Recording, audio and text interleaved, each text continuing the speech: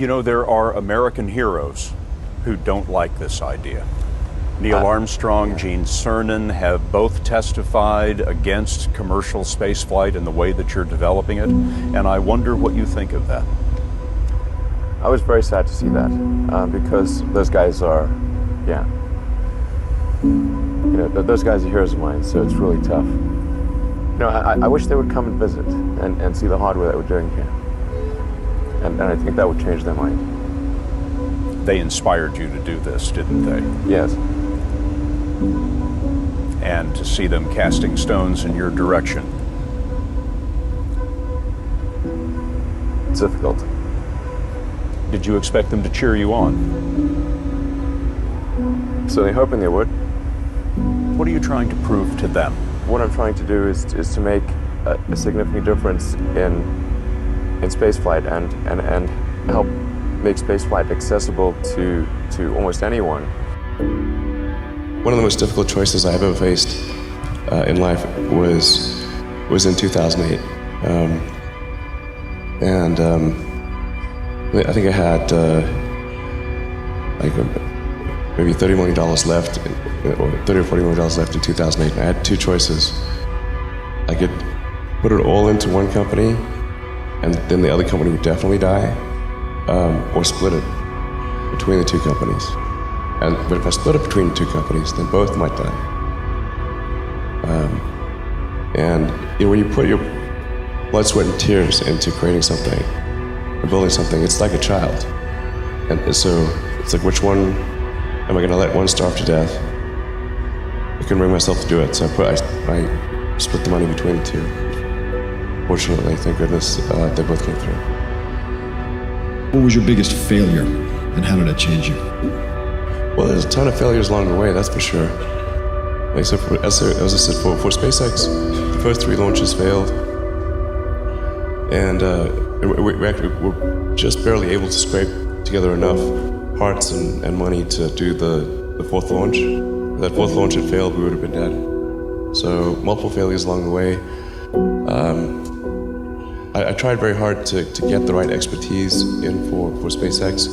I tried hard to find a great chief engineer for the rocket, but the good chief engineers wouldn't join, and the bad ones, well, there was no point in hiring them. So I ended up being chief engineer of the rocket. So if I could have found somebody better, then we would have maybe had less than 3 failures. That 3rd failure in a row, did you think, I need to pack this in? Never. Why not? I don't ever give up. So many people tried to talk me out of starting a rocket company. It was crazy. One good friend of mine collected a whole series of videos of rockets blowing up and made me watch those. He just didn't want me to lose all my money. We're doing these things that seem unlikely to succeed, and we've been fortunate, and at least thus far they have succeeded. Now is the time to take risk. You don't have kids. As you get older, your obligations increase. And once you have a family, you start taking risk not just for yourself, but for your family as well. It gets much harder to do things that might not work out. So now is the time to do that before you have those obligations. So I would encourage you to take risks now. Do something bold. You won't regret it. How did you figure you were going to start a car company and be successful at it? Well, I didn't really think Tesla would be successful. I thought we would most likely fail.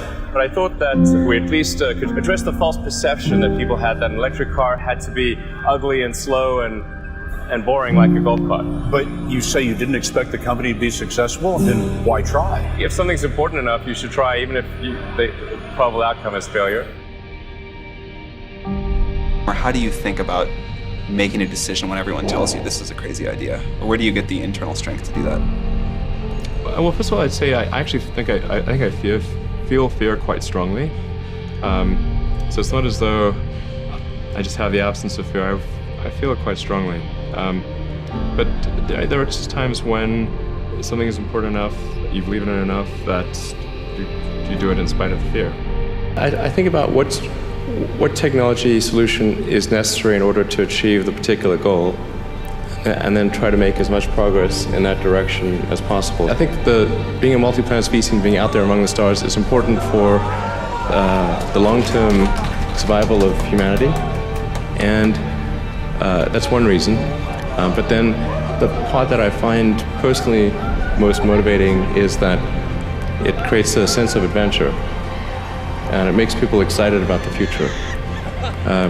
If you consider two futures, one where we are forever confined to Earth until eventually something terrible happens, or another future where we are out there on many planets, maybe even going beyond the solar system, I think that second version is incredibly exciting and inspiring, and there need to be reasons to get up in the morning.